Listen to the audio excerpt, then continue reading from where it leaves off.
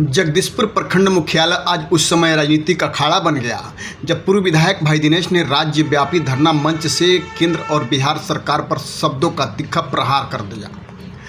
धरना सभा को संबोधित करते हुए भाई दिनेश ने सरकार की नीतियों पर सीधा हमला बोलते हुए कहा कि जनता से वादे तो बहुत किए गए, लेकिन जमीन पर हालात बिल्कुल उलट है।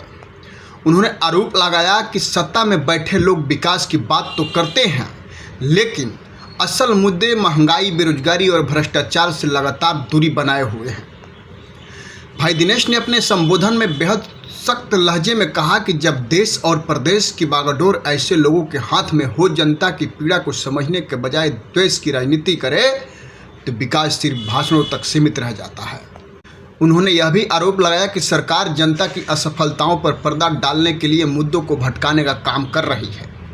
धरना मंच से उन्हें सिंचाई व्यवस्था, बिजली संकट और ग्रामीण समस्याओं को उठाते हुए कहा कि किसान नहरों और नलकूपों की बदहाली से परेशान हैं। गांव में बिजली संकट आम बात बन चुकी है और प्रशासनिक दफ्तरों में भ्रष्टाचार ने आम आदमी की कमर तोड़ दी है। उसने कड़ा हमला बोलते हुए कहा कि प्रखंड से लेकर जिला स्तर तक भ्रष्टाचार इतना गहरा हो चुका है कि बिना परेशानी के कोई काम आगे बढ़ ही नहीं पाता है। अपने संबोधन में भाई दिनेश ने यह भी बताया कि वे पिछले 60 घंटे से पटना स्थित राबड़ी देवी आवास की सुरक्षा व्यवस्था में सक्रिय भूमिका निभा रहे हैं और आगे भी अपनी जिम्मेदारी निभाते रहेंगे। तो कुल मिलाकर जगदीशपुर का यह धरना सिर्फ विरोध नहीं बल्कि सरकार के खिलाफ सीधा राजनीतिक संदेश बनकर सामने आया। अब देखना होगा कि इस तीखे हमले के बाद सियासत में आगे क्या हलचल मचती है। बने रहिए हमारे साथ हर बड़ी राजनीतिक खबरों के साथ। नमस्कार। हत्या, अपहरण, बलात्कार की घटनाएं घट रही है, चाहे वो ब्लॉक हो, थाना हो, अनुमंडल हो, चाहे वो जिला कार्यालय हो, सभी जगह भ्रष्टाचार का आलम फैला हुआ है। कोई देखने वाला नहीं है। राष्ट्रीय जनता दल ने तय किया कि 9 जून को प्रखंड पर हम धरना देंगे और 17 जून को पूरे राज्य के अंदर जिला मुख्यालय पर धरना होगा और जवाब मांगा जाएगा। माननीय मोदी जी, आप याद करें 2014 जब आपको प्रधानमंत्री बनना था, आप डीजल के बढ़ते दाम पर, बढ़ते पेट्रोल के दाम पर, बढ़ते गैस के दाम पर, गिरते रुपया के मूल्य पर आप क्या क्या बोलने का काम करते थे और आज आपका बोली कहां गया?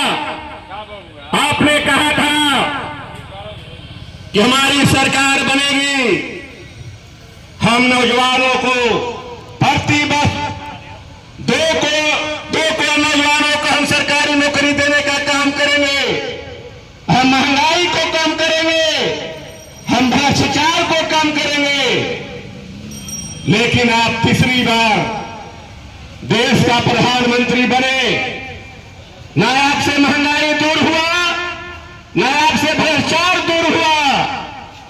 दिन पर दिन रुपया गिरता गया, आप रुपया को भी नहीं रोक पाए और आपने जो सरकारी संस्थानें थी, आपको उसको बेचने का काम किया। आपके पास जवाब क्या है?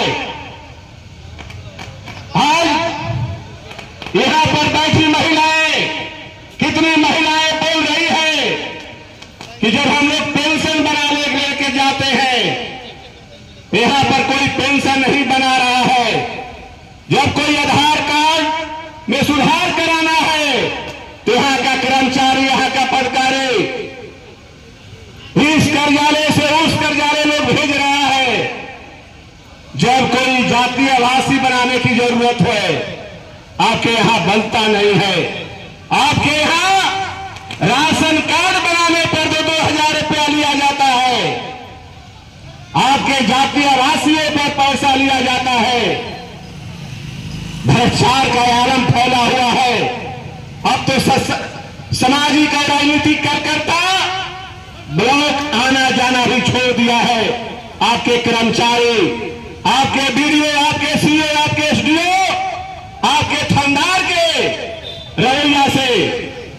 कि कौन कहां सुनेगा। और आज आप भ्रष्टाचार की बात करते हैं। आप अभी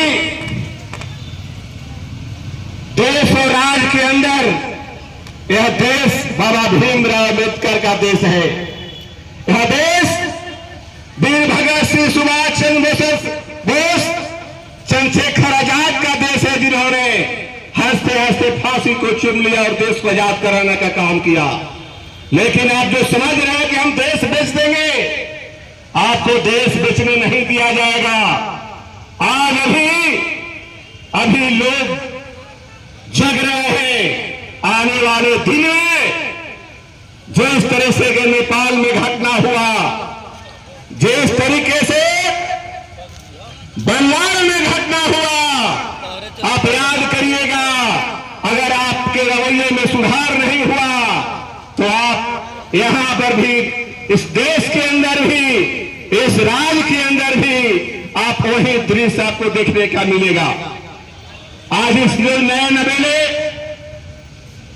जो सम्राट मुख्यमंत्री जो बने हुए हैं, जो किसी तरह से नीतीश कुमार को जो खत्म कर करके, जो भारतीय जनता पार्टी, नरेंद्र मोदी और अमित शाह का जो सोच था कि नीतीश कुमार को खड़ा किया गया था लालू यादव को समाप्त करने के लिए। जब लालू यादव को समाप्त किया तो नीतीश कुमार भी, आपको भी लोगों ने समाप्त की, आप हो गए। और याद रखिएगा सम्राट चौधरी जी, आप भी बहुत दिन तक पद पर नहीं बने रहिएगा। आपको तो मौका मिला था किसी तरह गाली दे करके, राजद को गलिया करके, राजद परिवार को गलिया करके, लालू को गलिया करके आपको किसी तरह मुख्यमंत्री का पद मिल गया। आपको चाहिए था संयम से, धैर्य से, आपको ऐसा काम करना चाहिए। शिक्षा जो भ्रष्टाचार फैला हुआ है, प्रतिदिन लूट, हत्या, अपहरण, बलात्कार की घटनाएं घट रही है। चाहे वो ब्लॉक हो, थाना हो, अनुमंडल हो, चाहे वो जिला कार्यालय हो, सभी जगह भ्रष्टाचार का आलम फैला हुआ है।